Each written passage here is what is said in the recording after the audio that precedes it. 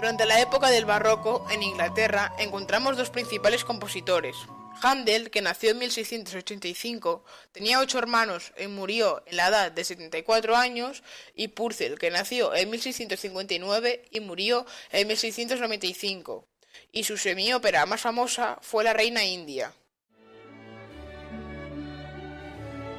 Los dos compositores más principales de Alemania fueron Johann Sebastian Bach, que nació en 1685 en la ciudad de Eisenach y murió en 1750 en Leipzig. Tuvo dos hijos. Pachelbel fue otro gran compositor alemán que nació en 1653 y murió en 1706. Tuvo 4 hijos y su obra más conocida fue el Canon de Pachelbel.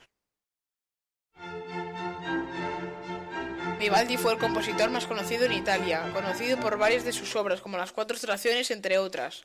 Nació en 1678 y murió en 1741. Tuvo 8 hermanos, y Monteverdi también fue bastante conocido a nivel nacional. Nació en 1567 y murió en 1643.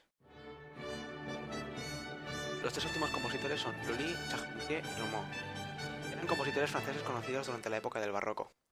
Lully nació en 1632 y murió en 1687. Rameau nació en 1683 y murió en 1764.